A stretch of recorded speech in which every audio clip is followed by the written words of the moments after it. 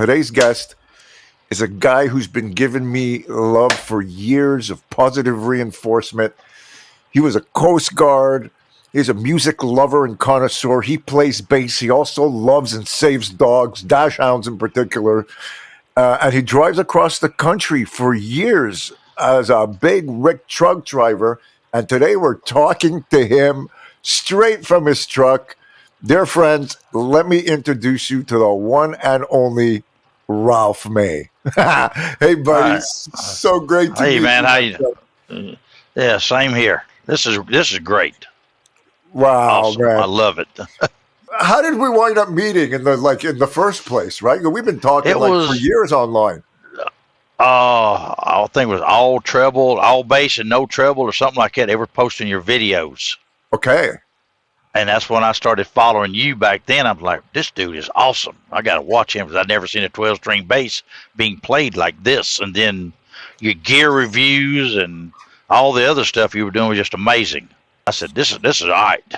First of all, I really want to thank you for all that amazing energy that you fuel me with. You've given me this over the years, and it's been really heartfelt and has even translated into my creations as I've digested positive energy fuel, and I actually enjoy Yeah. playing for you. You know what I mean? It's like I you're love it. one of those guys that I know is in a truck, and you know what I mean? That when I bang out shit, you're one of the cells, the working cogs in my background there that give me the energy to do this, man. And I really want to Yeah. thank you for that. I appreciate it. I just love the stuff you put out. It's great. Wow, man. Seeing you with the dogs and all your videos with Bandino and all that bunch. That's great. Brandino, good old Brandino. Hi, Yeah, say hello, yeah. Brandino. What's up, bro? It always blows my mind that you can actually decipher that, when you totally get along with someone for real through many short interactions like on the internet, and then you finally meet and realize that, wow, I actually have a lot in common with this person, Yeah. more than somebody that would even live Yeah. next door, and after having talked to you, I realized just how much we do have in common when it comes to what we believe in and what we love to do. It is so cool. So we got quite a bit of shit to unpack here. I want to start at the beginning here. I found out through a conversation with you that you were a Coast Guard before. So tell me about that. What was it like being a Coast Guard? I loved it. It was 1974 to 1979, and a year in Alaska on a cutter, then on the East Coast on small boat stations and a lighthouse and stuff like that, saving people's lives and stuff like that. I was an engineer. You were an engineer in there. So what was that? Right, You were on the working on the boats. engines, or? Every boat carries an engineer, so we made sure the boats were running so we could go out and get people. That is amazing. So, and when you say lighthouse, so you're virtually like one of those freaking giant lighthouses. Right. Cape Henry Lighthouse in Virginia Beach. Wow, man.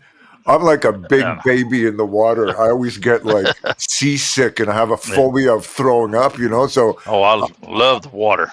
I avoid anything I can do if I can't see the horizon or the land, because that's when the puking begins for me. Yeah, I love it. You love it, eh? So you never got seasick? No.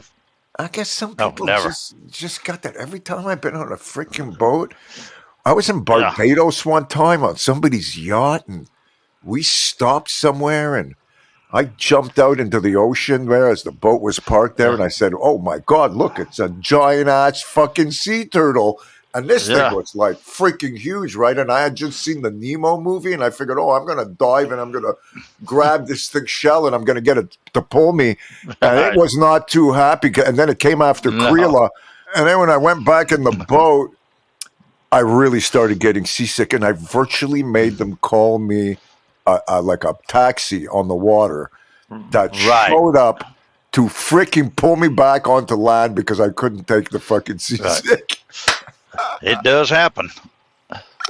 Oh my God. So you've been driving a rig for quite a while now, right? So tell me 42 years. 42 years. Wow. So tell me, so what's it like being a rig driver, going across the country, sleeping in the back of your truck and staying away from home for long periods of time? What's that like? Well, 2 or 3 weeks out, I'm like I consider it being a paid tourist because it's great. You get to see everything, get paid to see it. Been all over every province in Canada. I've been everywhere except Hawaii by truck. I've been everywhere else by truck.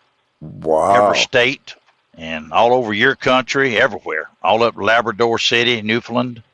That was a heck of a ride. 289 miles of gravel road. Newfoundland. Oh, yeah, you got to take the ferry at Yeah, went up to Labrador City. Oh, yeah. Way up north, up towards Goose Bay. I spent 3 months in Newfoundland one time when I was on tour in my old days, and that was like crazy. People are so nice over there. Oh, you know, they are. Yeah, they'll stop you, invite you over to their house for dinner. All of a sudden, I'd open my hotel door, and there was moose meat like just waiting for me there. Oh, yeah. Those people are great. But yeah, it's out here on the road. It's all right. It's not bad. It can be hectic sometimes dealing with traffic. Traffic's the worst part of it. Okay. Because I own the truck, so everything that goes on, I got to pay for it. What's the furthest truck you've ever done? The longest trip we done was up into Labrador City, then up to Prince George over in the western part of Canada. From down in South Georgia, I think it's 3,300 miles. Damn. Yeah. I would imagine that you get to meet some great, interesting people throughout your journey. I get to meet all kinds of people. Some of them you don't want to meet, but you still meet them. And then you come across people that are lifelong friends. It's different out here. It's a different world. I talk more people out of driving to being truck driver than I do talking them into it. I say, you might want to think about this before you come out here. You do this job for the love of the job. Exactly. If you come out here for just anything for money, if you start doing it for money, you're never going to be happy. You do it for the love of the job. And what is the love of the job for you mean in this situation? I love driving. It's a challenge to me, and I love a challenge. Anything that's got any kind of a little bit of danger in it, I'm all for it. Okay. I've been to some pretty scary places in these trucks before. Wow. Is there any encounter that stands out that comes to mind? The mountain driving out on the west coast out there up in the northwest part of Canada, going across the Canadian Rockies and the American Rockies. There's some pretty bad roads up in there. Oh, yeah. Especially in the wintertime, we got to put chains on. Oh, they got the log trucks too, right? They come like ripping around the corners and stuff. And I've been through that shit. It was like you've seen that. Oh yeah, and the big hail the bales of hay that you can run into, right? The run ramps or whatever they're called. They got those up there. I had never had to have one of those. I watch what I'm doing. It's just the love of the job. Ever have a really close call or? I had a real bad wreck back in '98. I had a rollover in a tanker. Oh. That one should have killed me, but it didn't. So what, the whole rig flipped over, including the cab? Yeah, the road had washed out, and it sucked me off the road, and I was heading for a big oak tree, and I decided I didn't want to hit that oak tree, and I brought it back up on the road, and the whole truck got airborne upside down, come down on its top, and slid off out in the woods. Damn. I had a seatbelt on. I crawled out through the windshield, sitting out in the woods up against a tree going, wow, that was a hell of a ride. And so, like, what's your state of mind when you're driving down the highway, right? I guess you talk to your trucker friends, right? It must feel pretty powerful and independent because you're an independent guy. And, you know, it's like you're alone in a driving office, right? And you get the 10-4, buddy. The CB radio is not popular hardly anymore. A lot of these trucking companies won't let them have a radio on the truck. They claim it's a distraction. No way, dude. Yeah. Now, up in your country, most everybody still has a CB radio, but down here, it's weird as all get out because hardly anybody has a radio anymore. So what? You communicate through a cell phone. That's what they want. Well, I can't talk to another driver and tell him there's a wreck up ahead of him because he don't have a radio. There's something laying in the road, and he's getting ready to run over it. So, oh my God, dude, that's like killing. This is history. It's like they're driving blind. That was one of my questions, you know, like about truckers, like really sticking together like a code, a gang, giving each other information about what's coming up the road and stuff. It used to be like that. Sure did. If one was broke down on the side of the road, they stop and help you. Other drivers would. Now, if you're on the side of the road, they're gonna ride right by you. This is the companies that like kind of insist on this shit. Yeah, and they kind of lowered their hiring standards. They don't hire a good group of people for truck drivers anymore. If it basically, you get some good ones out here that love it, and then you get some out here, they're just doing it because they don't have a job, and the recruiters told them that, hey, it's a great job, come do it. You make all kinds of money. They don't tell them a survival course. They don't teach them a survival course on how to survive out here. You know, that's kind of sad because It kind of reminds me of when you said that. It's the last thing I would expect anybody to say. It reminds me of the same thing as like when DJs were no longer allowed to play the records they wanted to play and they had to listen to pre-recorded tapes, or even I know a lot of people in music stores and stuff like that where the music store makes sure that on the computer that they cannot see YouTube or get onto the internet because there's too much distraction. But what if you wanted to do it as research or like you say, really a life thing where you want to help people on a dark road where everything's fucked up? Right. You can't get them to talk to you. It's weird. Like you said about the radio, that's how I discovered Black Sabbath, because in Mississippi, the churches would not let the radio stations play certain types of music. We moved to Houma, Louisiana. Yeah.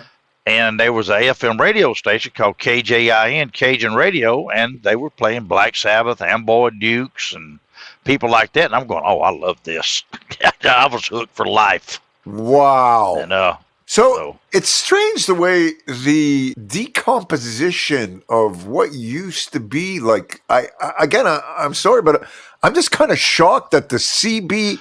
This is like, I know, it's like steak and eggs. It's like hamburger and French fries. Like, right? How can you take this CB radio away from a fucking truck guy? They take them out. They won't let these drivers put them in, and a lot of them that have them, they don't turn them on. What if it's a private truck like you, though? Will they come to look at your truck and say, do you have a CB? We don't want you to use it? Well, no, they can't do that. They nobody tells you what you can and can't have in your truck as far as the CB radio goes. It's legal. It's just a lot of these drivers, they just don't have them in their trucks. I've been told the trucking companies won't let them have it because it's a distraction, but they got GPSs and AM, FM radios to fool with and everything else. And I've seen them ride down the road watching videos on their phone. Now, that's a pretty bad distraction right there. Especially in a rig. Wow. Oh, yeah. So, well, there's not much of a difference then from what is happening in every other kind of business in the whole world, like the professional, the consummate professional like you. So what you're telling me, and I've seen this in every business, like from retail to truck driving. So the pro, that guy who can think out of the box, who knows what's happening through experience, is slowly dwindling. Like, because we're kind of they don't want that. We're the last. They don't want that. We're the last of our race. Right. They don't want that. They don't. You used to see the ad, self-starting person wanted that can work without supervision. They don't want those people anymore. Oh they don't man, brutal. Somebody, they don't want that. Well, what can I tell you? I'm sorry. This just busted my fantasy bubble about Breaker 1, 2. There's a Smokey on the fucking road. Yeah. I was really hoping that you got to, but you did get to experience that in the early days, though. Oh yeah. I've had a CB radio in the trucks, in my cars, at my house, everywhere for that reason. Because if the cell phones quit working, what are you gonna do? You better have a radio. Amateur radio or a CB radio or something.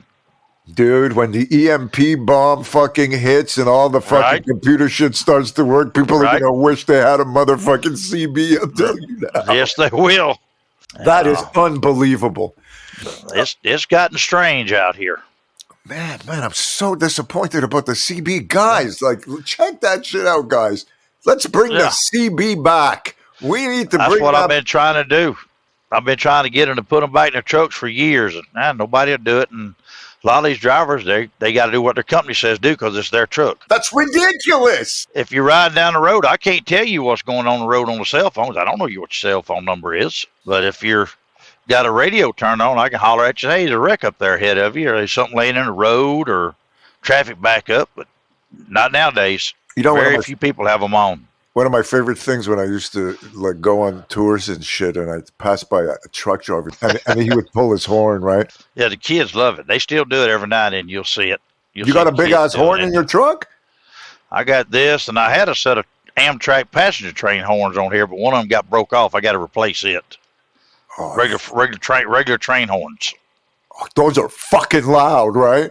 Yeah, yes, they are. I have a bicycle that has a giant ass air horn on it, right? So what it is right. So it's a bottle, that you fill up Right. at the gas station with air. Right. Right, and then you put it like where your water bottle normally goes, and then there's a tube that goes up to the fucking horn, right? Right. And There you go. it's so fucking loud that when I first got that, I used to drive down the street, and I used to go, burn, and fucking freak people out. They would really jump out of the way. But they know you're coming. They know you're coming. Let's talk about music and bass. Yeah. I had a quick conversation with you the other day, when we were making sure that everything was going to work the first time we actually saw each other. And I was really amazed with your passion, your knowledge, and the love of all kinds of heavy bands that you were telling me about, right? Yeah. And those bands and your love of music, and what it does for you, right? So, tell me a bit about It's that. therapy. What are some of your favorite bands? You told me that this is like therapy for you, right? People like Typo Negative, I'm like that, and Black Sabbath, and the other one we was talking about, a Norwegian death metal band. What was that? Nightwish or Nightwish and Lemmy. Yeah, Lemmy, Motorhead. Motorhead. Can't go wrong. No, you can't go wrong. Yeah, I was telling you that I didn't get Motorhead in the very beginning. I was a late Motorhead bloomer, but when I finally got it, it was like I was punching myself in the head saying, what the fucking hell was I thinking? This is like the tightest, most purest band I've heard ever. People say, how can you listen to stuff like that? I'm going, it's soothing. That's why. To me, it's soothing to me. It is, man. You know what? Because when all hell has broken loose and you've seen too much shit in your visual cortex and heard too much shit with your ears, you listen to Lemmy screaming his ass off and stuff, and that's just bigger than all that shit, and it calms you down. Oh, yeah, I love it. That's what I like about the bass. I was diagnosed with PTSD, and the VA wanted to give me these mind-altering drugs, and that's not happening, so I just went back to a bass guitar, and I thought, this is soothing. I like this, because it's basically my therapy. Wow. So PTSD, that's what I use it for. PTSD, this is some war-orientated stuff, or? Well, from the Coast Guard, we used to pick up dead bodies and go to boats on fire and recover. We saw some pretty bad stuff. Oh, you see you see some pretty bad stuff, eh? Yeah. I've got a couple of friends. Yeah, it stays with you. Once you've seen it, it's there. I caught a rat not long ago in a trap, a really big one, and I've never seen one or caught one before. And I still, I can't. It's not the same as a body or a burning thing, but I really don't like suffering in any way. Shit, and the fucking trap caught him right by the nose, and it was a fucking big ass rat, right? And I still can't get it out of my head. I had to kind of take a stick and put it in a box and it was you know what I mean? I understand. But it's it was almost as big as a fucking cat, you know what I mean? And it just didn't fucking big rat. Oh man, I'm telling you, it was because they dug up for the whole summer all the drains and the street in front of my house, right? Right. So one lonely rat somehow got into my garage. And Creela kept saying, I'm telling you, man, I can hear it scratching in there, and it sounds big. It sounds like it's the size of a cat. I keep on going in there. I see nothing. And then one day, I say, what the fuck is this? One of my guitar cases, dude, it had eaten all the fucking Tolex on the fucking top and on the sides. Time for the rat to go. And I see, pieces of fucking Tolex, and I say, what the fuck? What kind of rat eats a fucking guitar case? I guess it wanted the glue in it or something. And then I said, that's it, man. I'm going to get a fucking it's over rat with, trap. Pow! Dude, it took 15 minutes. The second I put up the trap, 15 minutes later, I heard pow! And then I heard dot, dot, dot. And I said, oh, I'm not looking now. I waited till the morning. Yeah. Right. They like peanut butter. And I put fucking peanut butter in that trap, and it's like, oh, you want some peanut butter? Here you go. No, anyways, be eating no guitar cases. Don't be eating no guitar. Man, if it would have got through there, it would have fucking eaten one of my basses. That's fucked up. Oh, that'd have been bad. That would have been fucked up. It's bad. Wouldn't you? Anyways, I prayed for that rat after, and I felt pretty bad, and I asked God to forgive me for hurting an animal because I'm really not into that. But okay, so enough of rats, and let's get back to the music stuff. What are Yeah. some of the greatest concerts that you've ever been to? Have you gone to see some cool concerts? Well, ZZ Top was my first one Oh, back in, I think, 73. oh, you saw them in the good old days. Yeah. And then Yes, and Kiss, Bob Seger, and Van Halen, and let's see, Hart, All Eddie the, Money. all the great shit. Yeah. Let's see, who else? The Cars. Oh, I fucking Oh, love the car. these are great shows. And Van Halen and the Cars was doing ballrooms when I saw them Oh, come on. on the East Coast. They were playing in small venue bars, and they were great. Man, I saw Kiss. Kiss was my first concert I ever saw. Yeah. Well, Oh, they put on a I show. was Good Lord, 13 what a years show! old. It was Kiss Alive 1. And it was just like the record. And I'm saying, oh my God, like it's exactly like the record. They're doing it in the same order, the same shit. Yeah. They look like the album, the whole thing. It was like, whoa. And that Oh, really exploded me. You know what I mean? they were great. Now, Yes puts on a show. Dude, Yes has got to be that band. Really, really, when I came out of a certain kind of rock and I got into progressive, by the time I was like 17, I was in an all original band that played progressive stuff, and we sounded like a cross between Yes, Genesis, Pink Floyd, and fucking Supertramp all mixed up. Oh, hell yeah. I love all of them, Supertramp especially. Yeah, you know what I mean? So it was a mixture because the singer, he played flute, saxophone, guitar, acoustic, 12 strings. I was doing bass and guitar and singing, and we had a fucking keyboard player that was like fucking John Lord that had like fucking every kind of a cross between John Lord and Rick Wakeman, man. Like Rick Wakeman is just badass. You know, but that band really, really changed me. When I first heard Chris Squire fucking play bass, it was like, man.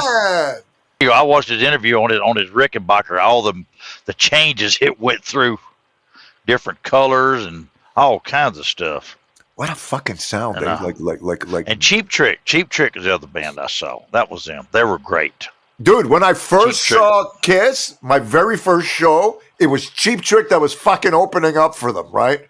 Yeah. All right. It was the first time Cheap Trick was playing, and I remember I was so blown away by the opening band.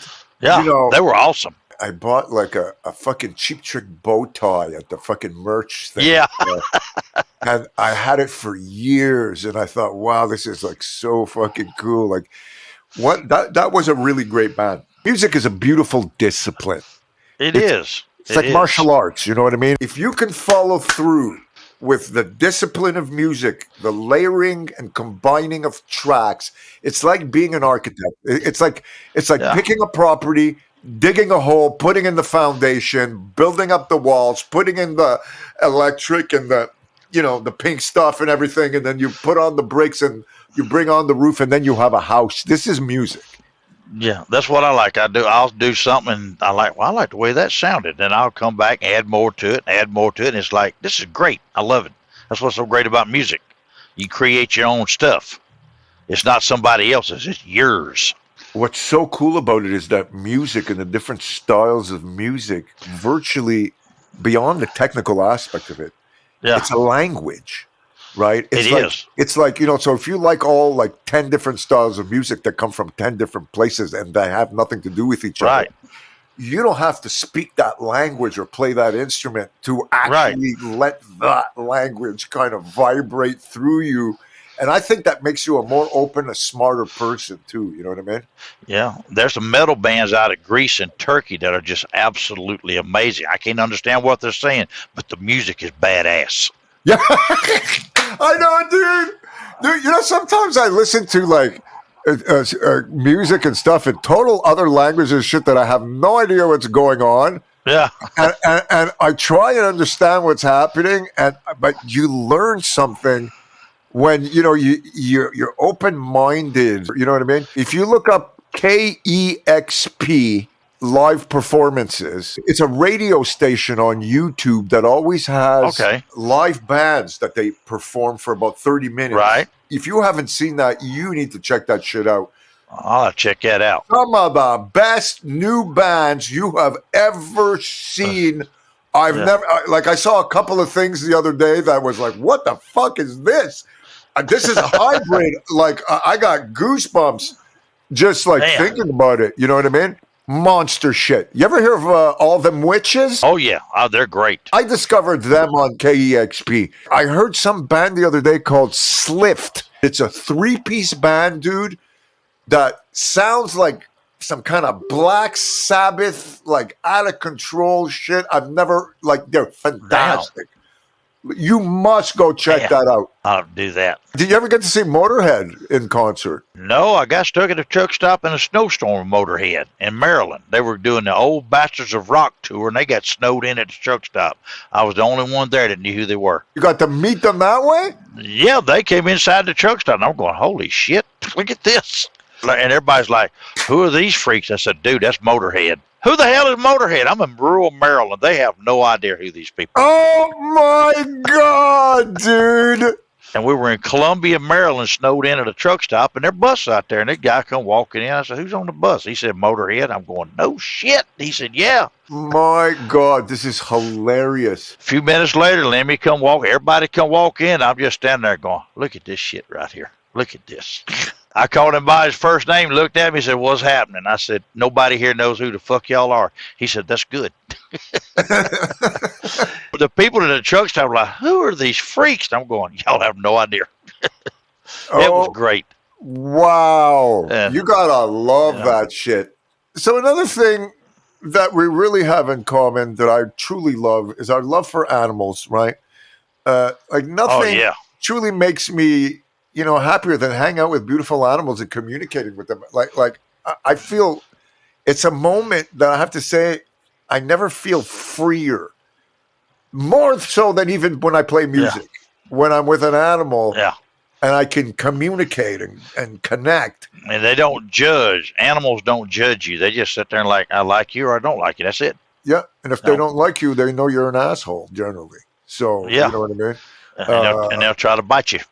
Exactly. They'll try to bite you. But I've noticed that you are like, you give like safe haven or you save like dachshunds or dachshunds. Yeah, rescue dachshunds. We had 22 at one time.